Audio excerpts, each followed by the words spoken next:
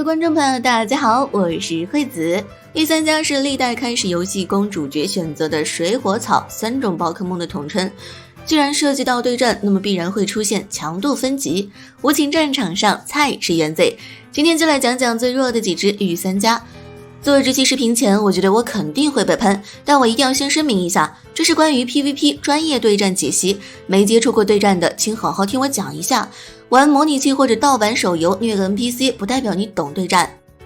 大菊花。大菊花是成都地区草系御三家，菊草叶的最终进化形态，属性草系。草系这个属性本身就弱势，弱点多，打击面差，没有任何的竞争力，这也就算了。问题是大菊花不仅属性差，特性也是白板。普特茂盛是 HP 低于1/3，提升草系招式威力。孟特居然是个晴天，不会陷入异常的叶子防守。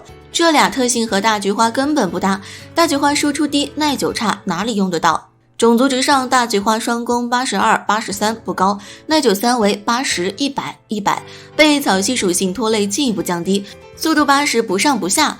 有些云玩家说它可以用剧毒、光合作用寄生种子消耗，不好意思，坚果、哑铃等宝可梦也能这么用，人家耐久好、抗性高，为什么非得用大菊花呢？2. 蜥蜴王。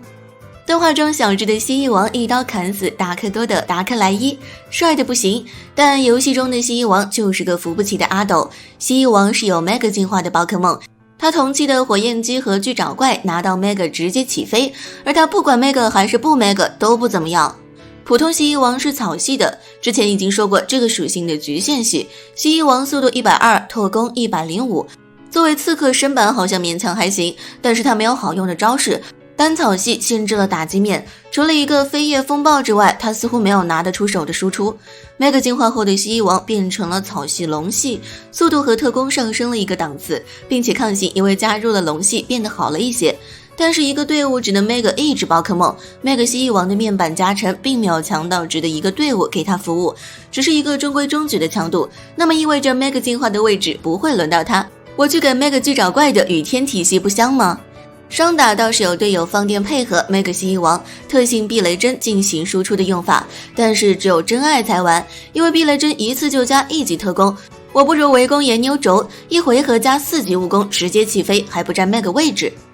3. 炎武王。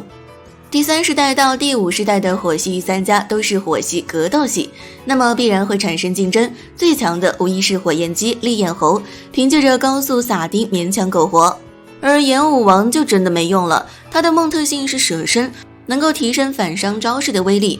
炎武王本身能够学到双刃头锤、火焰推进、疯狂福特这些高威力反伤招式，力度其实要比烈焰猴高，但是炎武王的属性分布实在坑爹。首先，双刀的种族值是最忌讳的，因为必然会浪费一端种族。炎武王的蜈蚣123，特攻高达100，浪费，他的速度65太尴尬了。你要么就25速度直接走空间轴，65在空间队里太快了。更奇怪的是他的耐久很低，双防只有65，体力却是虚高的110，这意味着他的综合耐久很差，并且使用反伤招式会扣除大量无效的 HP， 所以真的弱啊。4. 大剑鬼。大剑鬼很帅，但是真的很废，它不是水系格斗系的，而是单水系。单属性的缺点我上面讲过了，那就是限制了打击面。大剑鬼的种族值和同期的炎武王可以说是难兄难弟，100蜈蚣和108特攻的双刀浪费，速度70不上不下，耐久也因为其他项目的乱分布变相拉低。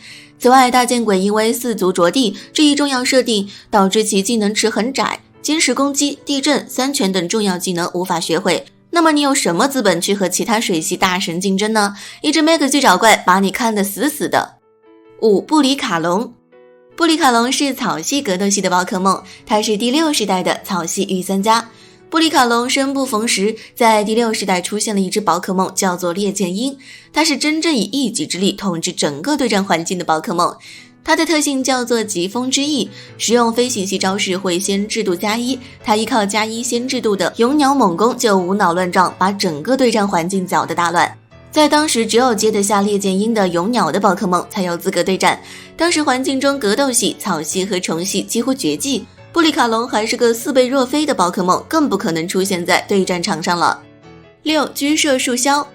居舍树枭是草系幽灵系的宝可梦，7代御三家。想必你们已经发现了，热的基本上都是草系御三家，因为草系这个属性真的不行。不仅仅如此，居舍书枭的种族分布很差，还是老生常谈的双刀型分布，速度不上不下，这些也就算了，但是不怕自己差，就怕拿别人来比。同样是御三家的赤焰咆哮虎，人家种族分布好，特性好，技能值完美，直接在双普模式中使用率排第一。B 站著名 UP 主 AG 老师曾经想证明居舍书枭，结果打了一晚上，输多赢少，居舍书枭的输出还低得感人，气得 AG 老师大喊居舍书枭滚出图鉴，可见他是真的不行。好了，以上仅仅代表我个人观点，如有不喜当我没说过。我是惠子，咱们下期见。